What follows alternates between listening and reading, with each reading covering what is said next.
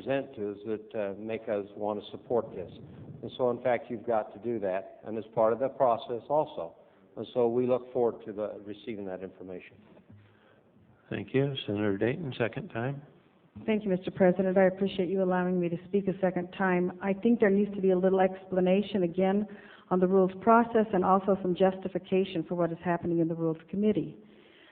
We do have a process. We did vote on the rules of how we would work as a body. We voted on how we would work. The only public debate and dialogue is not limited to committee hearing. There are a lot of issues that the public can debate and dialogue on without having a committee hearing.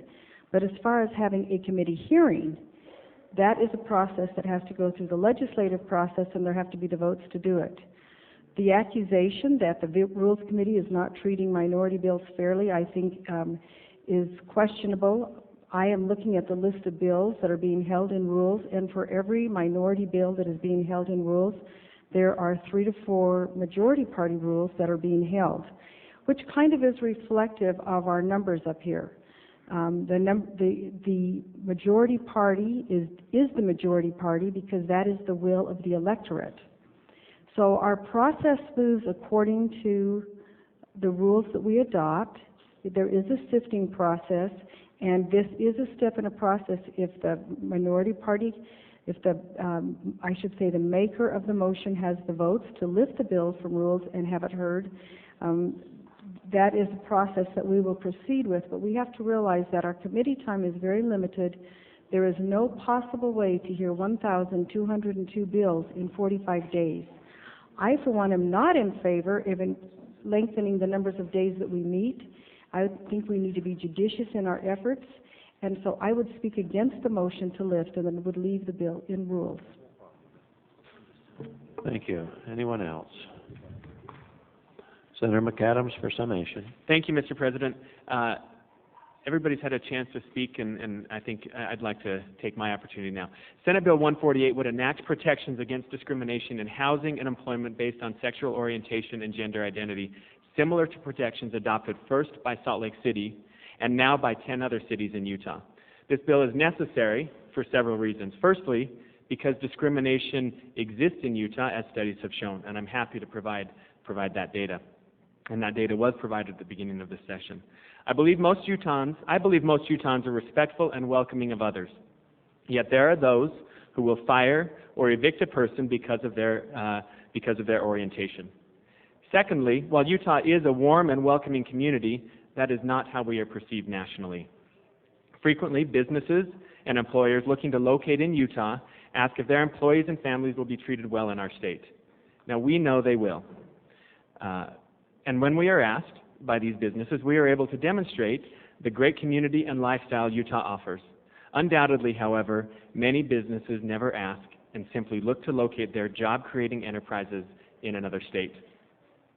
The symbolism of this bill goes beyond the protections it offers in housing and employment. And allow me to take the liberty to adapt to our Utah circumstances comments made by Harvey Milk.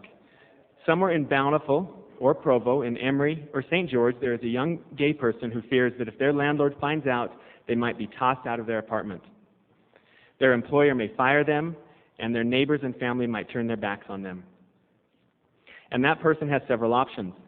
They can stay in the shadows and hide, or they can leave the fellowship of loving family, friends, and childhood mentors for a community that will respect them.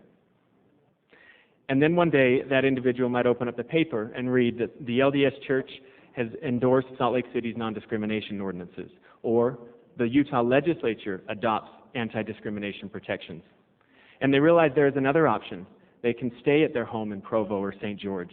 They can reach out to parents and loved ones for understanding and support and be accepted by their childhood community. On the day that the Salt Lake City ordinances were adopted, I got a phone call from a friend of mine who is gay that my wife and I know very well. This friend had lunch scheduled with his brother on that day.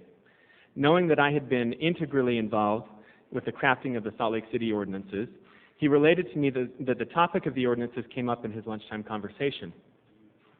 Tearfully, he explained that the event of the passage of these ordinances was the impetus for a conversation with his brother several decades in the making. Since the passage of the Salt Lake City ordinances in November of 2009, healing conversations have taken place in city council chambers throughout Utah. 10 cities have followed Salt Lake City in passing these protections. Healing conversations have taken place around the dinner table, at family reunions, and among neighbors and friends. This conversation now comes to this Senate chamber in the People's House. Some of you may worry that of the controversy and hateful emails that may ensue if this conversation goes forward. You may prefer to sweep this under the rug or hope it'll go away. And I can't promise that you won't receive hateful emails and phone calls. Some of you, unfortunately, already have. But I believe the dialogue will be respectful and it will be constructive. It can be a healing dialogue. I refuse to accept that religious liberty is incompatible with protections for gay and transgender Utahns in their homes and at their jobs. Utah can pioneer legislation that balances respect and protections against discrimination with the robust religious liberties we value dearly. I believe my bill, reflective of the protections passed by Salt Lake City and 10 other Utah cities, strikes this balance, and it is fair and reasonable.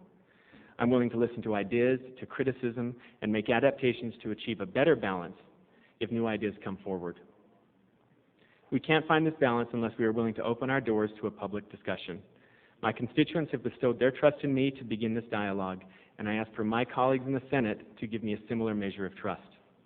This legislation is important because discrimination is real, but it is also important so the person in Bountiful or Provo, in Emory or St. George, and the thousands upon thousands like them know that there is hope for a better world, there's hope for a better tomorrow, and we have got to give them hope. I ask for your support to start this healing dialogue and send this bill to committee for a public hearing. Thank you. I'll now place the motion. The motion is to lift from rules Senate Bill 148 and place it in the Business and Labor Committee. All in favor say aye. Aye. Opposed? No. I'll rule the motion failed, Senator. I'd like to ask for a division. If I have a moral stand, we'll have a division. 5 are standing. Do you want to have, okay, those in favor of the motion to lift, Roll stand. call vote. Roll call vote. Roll call vote. We'll have a roll call vote. All in favor, a roll call on the motion to lift from rules.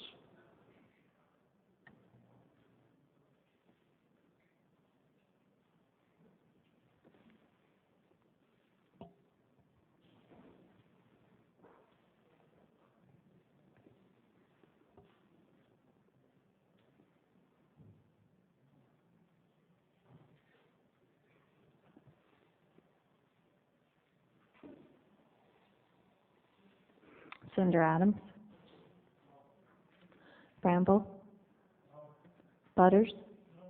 Christensen? Davis? Dayton? Hilliard? Hinkins? Jenkins? Jones? Knudsen? Lillianquist? Madsen? Maine? McAdams? Morgan? Niederhauser, Okerlund, Reed, Robles, Romero, H. Stevenson. Senator Stevenson? Thank you, Mr. President. I'd like to explain my vote. I want to pay my respect to Senator McAdams for the great job he has done in advocating for fairness in housing and employment. If I were able to see the data, my vote might be different. But not having seen the data,